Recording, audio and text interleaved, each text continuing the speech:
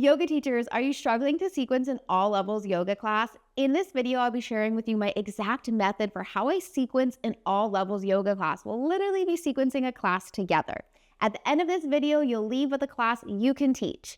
If you haven't already, hit that subscription button and the notification bell to be notified every single time I release a new video sharing yoga teaching tips. Let's sequence an all levels yoga class together. Let's start by picking some potential peak poses. So a peak pose is the most challenging pose we're going to work up to in class. What are some peak poses that you would think would be appropriate for all levels? Let me know in the comment section down below. It could be something like half moon, dancer, tree pose, warrior three, standing split. Those are just some that I thought off the top of my head. Let's go with half moon. So now that we have half moon, what are the 3 key muscles needed to be stretched or strengthened in order to do half moon pose? I bet you're thinking hips, core, legs. Awesome. So the next thing that I like to do is to take my yoga sequencing BFF list and then brain dump all of the poses that work the hips, core, and your legs. So if I go down to my yoga sequencing BFF list, here is my hips. So I'm literally just going to brain dump all of those poses right here. Then the core. Going to copy all of these poses right here. And then legs. So I have them split up by hamstring. So we'll go in that hamstring section. So now that we've brain dumped all of our poses, this is literally our guide on exactly what poses to put into class. So we know that we're actually preparing the body in order to do the peak pose of half moon.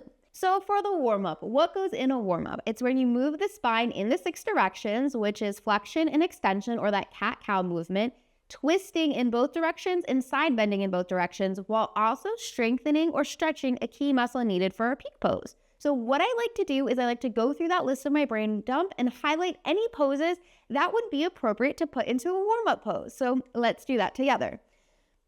Going through the list here, I see a butterfly pose, reclined figure 4, seated figure 4.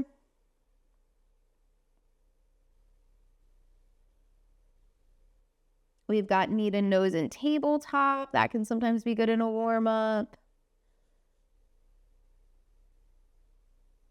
Reclined hamstring stretch, seated tree.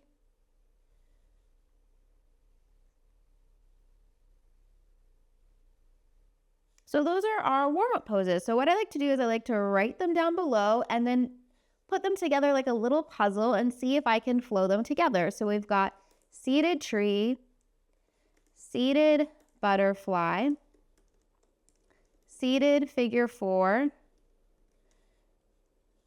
and knee to nose and tabletop, knee to nose. And the other 2 were reclined. So when I'm thinking of my classes, I like to either start on the back, do a flow on the back, then come up to seated, then tabletop, then standing, then back to the mat, and then back on the ground.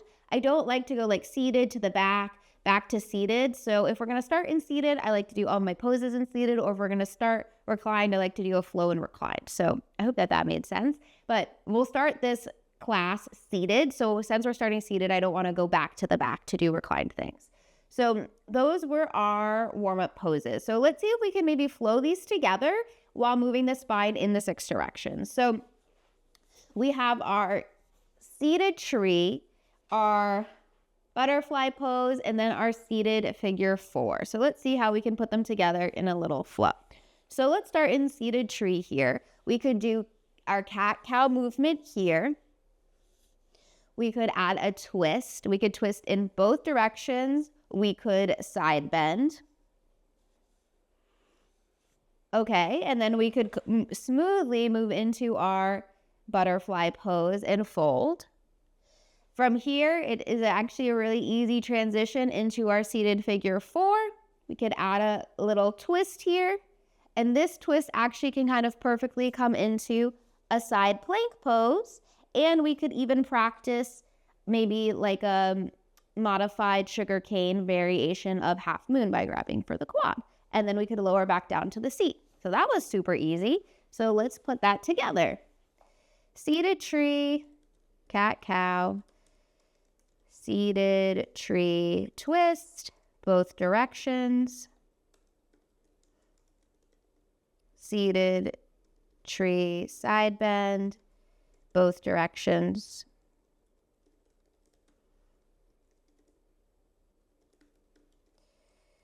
into seated butterfly fold, into a seated figure 4, into seated figure 4 twist, into a side plank with knee down,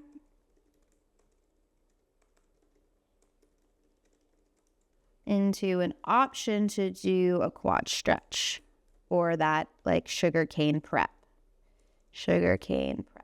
if we were going to do sugar cane. And then back to, let me see that transition. We were in seated figure 4 in our half lord of the fishes. So we're here, we can come right back to half lord of the fishes and then do the second side. So back to half lord of the fishes and then repeat second side. So we still have knee to nose to do here. So what we could do is come into tabletop,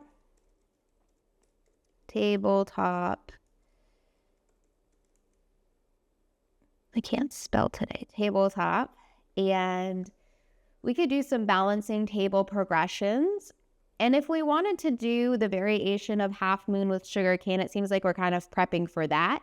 We could throw that in here. So in our tabletop, obviously we got our cat cows, and then the progressions I like to teach for balancing table in an all levels class, again, depending on who is in class, but we could just start here. We could move to here, we could move to here, we could move to here, and then we could practice bending and straightening the leg, bending the leg, reaching back for the foot without actually grabbing the foot. So this is great for students who can't grab the foot and they'll still feel included in the class and the option to actually grab the foot. So that would be nice. So we could do that and then go into some knee to noses here for the core. So that will work. Now I got to remember what I did. Okay. Tabletop, cat, cow. Balancing table progressions. So that would look like lift the leg. Option to lift arm. Option. What did I do? Did lift the leg. Option to lift the arm. Hold, and then we can do bend and straighten back leg times 3, then bend back leg and reach arm back but don't touch, and then option to grab the foot. So you see how we're doing it in progressions, and then knee to nose times 3. And then we'll repeat this on the second side. So there is our warm-up. Now we'll move on to sequence 1. So in sequence 1, I like to do low lunge or some standing poses in sequence 1. So let's go back through our list and highlight any poses that would fit those categories, low lunge or standing poses, and we'll see how we can flow them together in a little flow. So we've got none here. So we've got lizard, yogi squat, half yogi squat. We could potentially do low lunge, high lunge.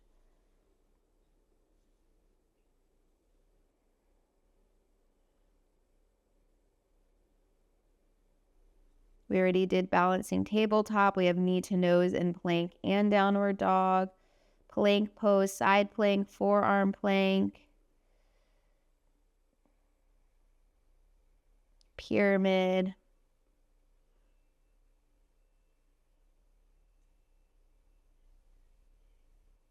Okay, so let me write them all down. Same kind of like brain dump here. We're going to put lizard,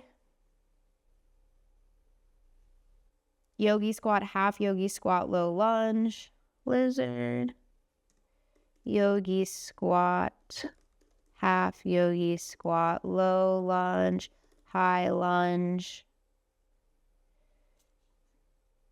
knee to nose, plank, side plank, forearm plank, knee to nose in downward dog and then plank, side plank, forearm plank, and then pyramid. So here is kind of our little sequencing puzzle. How could we maybe flow these poses together in a way that would make sense and then prep us for our peak pose?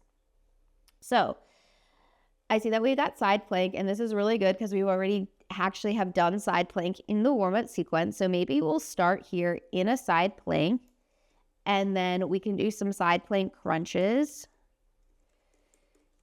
And then let's see how we can flow the other stuff together. So if we start in side plank with the knee down, we can do some side plank crunches. We can easily then come into our low lunge. What else did we have here? Our lizard pose. Lizard pose could go perfectly into like a half yogi squat. Maybe we just simply come back to lizard pose and we step it back to plank pose. So that could be our little flow. Did I miss anything? We have yogi squat, low lunge, high lunge, knee to nose, plank. Okay, so maybe what we do is in our down dog, we could add in our knee to noses. And then maybe we drop the knee open to our side plank, take our side plank crunches, step it forward to low lunge, lizard, half yogi squat. We actually could come back forward into pyramid. So that would work. Let's do that. And if there's pyramid, there's definitely half split that I forgot to put on that list. But I liked that flow, so let's keep it as that. What did I do? Downward dog, knee to nose, to drop the knee, side plank, crunches, to low lunge, lizard, half yogi squat, pyramid. Back to downward dog. Then optional vinyasa, and then second side. And again, excuse my spelling. Vinyasa.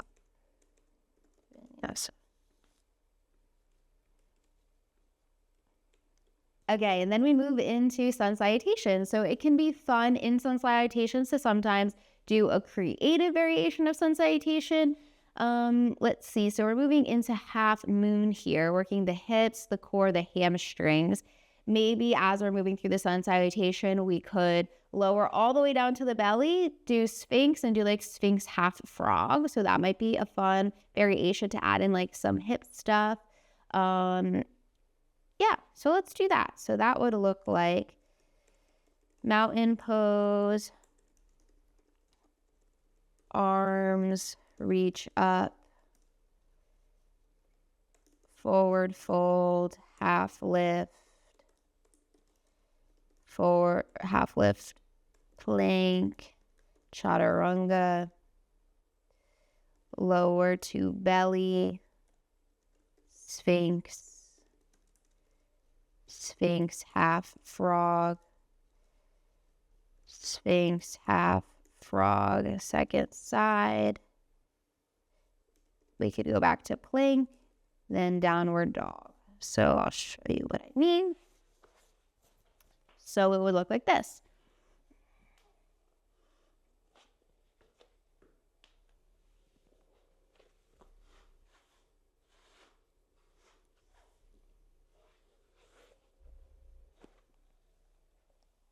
So that would be the creative variation of the sun salutation, adding in that sphinx half frog to work the hips. Generally, when teaching an all levels class, the first vinyasa I like to cue everyone in class to do it with their knees down, lowering down to the belly, doing like a cobra with no hands 3 times, then a low cobra, so that they always have that option. So we did do an optional vinyasa in sequence 1 between sides, so that's normally where I would do that. So I'll type that in just so you know. So I'm going to take out that optional vinyasa, and we'll all do to plank, plank with knees down, chaturanga, lower to belly, cobra, no hands. I like to do that 3 times, then cobra, and then back to downward dog, so that everyone in class always has that option. And we've taught it 1 time with the knees down. Okay, now moving on to sequence 2. So in our sequence 2, this is where I like to put that peak pose of half moon, and we'll teach some progressions of that half moon. So we have our list of poses that we have, and in my master list, I don't put the standing poses. So here we can add in some of those standing poses as well. So we have yogi squat, half yogi squat, pyramid. We can add in some standing poses and half moon. And we're kind of tying in this thread of coming into our standing poses from side plank. So maybe let's start these from side plank. We also have high lunge. So let's see if we can put a little fun sequence together with this. So from our side plank, they can come right into high lunge. Now we can add in some standing poses here. Maybe this is a great time to add in warrior 2, reverse warrior, maybe extended side angle, which then flows perfectly into our half moon. And then maybe from half moon, we come into our half yogi squat. And this makes me want to turn to the back of the mat, but I don't want to make it too hard for our all level students. And maybe we just flow back to warrior 2 and do it again on the second side. So let me write that down. So we have our boops.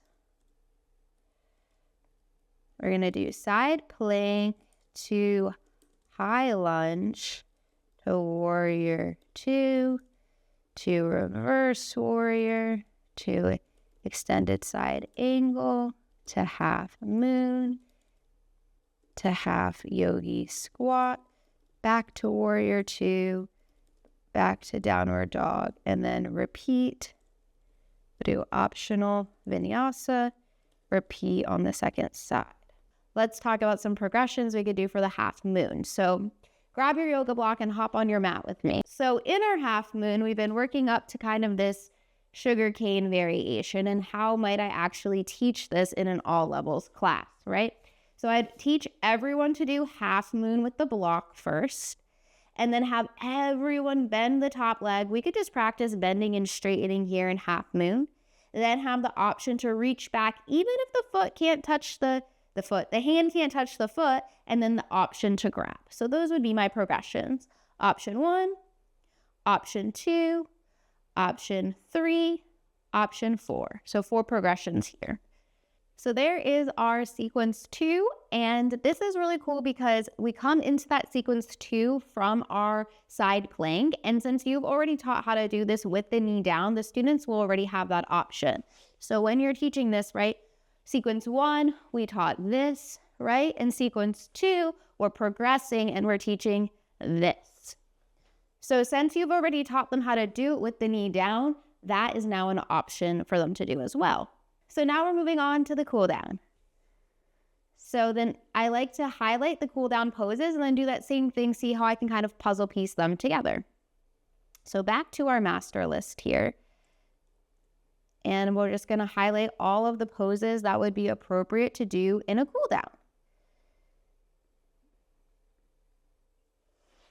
Definitely pigeon. Recline pigeon as well would work. Double pigeon, potentially. Deer. Happy baby cow face.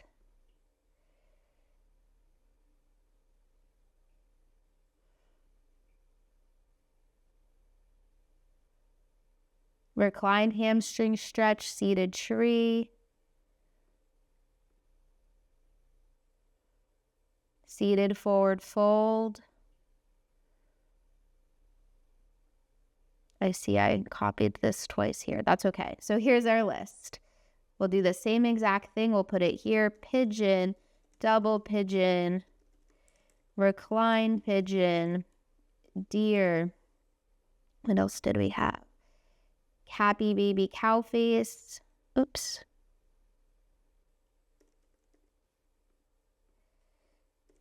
Happy baby cow face, recline, hamstring, stretch, seated tree, and seated forward fold.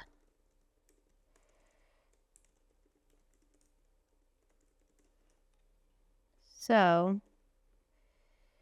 in the cool down, I like to do forward folds, back bends, and then the inversion in all levels class I personally like to teach is legs up the wall. So let's start with some forward folds. So I love this. We've got our little puzzle here. We can come into pigeon pose. Now pigeon, I probably wouldn't do pigeon, double pigeon, and recline pigeon, so I just pick one of them. So we can start with our pigeon here. Now we have a lot of options. We could go right back into our seated tree. I love returning to the shapes that we did at the beginning of class. So I should have also put butterfly here, but we could do our seated tree to our butterfly and repeat this. And then add in a seated forward fold if we would like. We could do something like that. That definitely puts them all together. And then when we get down to our back, we can do like recline hamstring stretch. I know my mind just got a flood of very fun transitions, but I probably wouldn't teach them in all levels class. So back to thinking which style of class we're teaching. So we're in our pigeon. I definitely would swing the leg around. We could do our seated tree, back to our seated butterfly. Maybe we'll do a different variation this time. And then we could add in seated forward fold. And then I would just roll at the ankles and come back to downward facing dog. I did plank, but down dog. So that could be our cool down flow. Downward dog to pigeon, to seated tree, to seated butterfly, and then seated forward fold, and then cross at ankles, back to downward dog, repeat second side. And obviously you can have an option to do a vinyasa. Then after that, I like to do the back bend. So it'd be really nice to just lower down onto the belly here. And since core was one of the things, we could do some belly core into like locust and maybe bow. So lower to belly, belly core. I'll show you what I mean by that in just a second. Then locust, and then option to do bow pose. So what I call belly core is this. When you're laying in what I call full surrender pose, you're lifting opposite arm and leg, then just the arms, just the legs, and then we put it all together. We could do that, which will flow perfectly into our locust, and then option to do bow. And then from there, we can roll right onto our backs. Roll onto back. And then we can do our recline hamstring stretch. And reclined hamstring stretch. Let's see, come on to our backs. Roll onto our backs. We can do our recline hamstring stretch. We've already done pigeon, so I don't want to do seated recline figure 4, but we could do a hamstring stretch just into a supine twist. And then half happy baby. Repeat that on the second side, then do full happy baby and legs up the wall. That'd be perfect. Recline hamstring stretch into supine twist, half happy baby. Repeat second side, and then we're going to do full happy baby, legs up the wall. And then we have our Shavasana. So I hope you see how easy it can be to plan an all levels yoga class when you have the perfect class template and an easy system for planning. We simply picked a peak pose, listed out the 3 key muscles, used our yoga sequencing BFF list to do a brain dump of all of the yoga poses that stretch or strengthen that key muscle. Then we categorized the poses by warm up, sequence 1, sequence 2, cool down, and we literally just created a little sequencing puzzle for ourselves to see how we could fit the things together appropriately and then thought of appropriate progressions based on the style that we taught. So I hope that this was helpful in sharing with you exactly how I would teach an all levels yoga class, or exactly how I would sequence an all levels yoga class. And now you have a sequence that you can go out there and teach in your all levels yoga classes. Yoga teachers, if you want more done for you class plans, I offer 12 different class plans ranging from creative all levels to slow flow class plans. So if you want some of those, check the details in the description down below.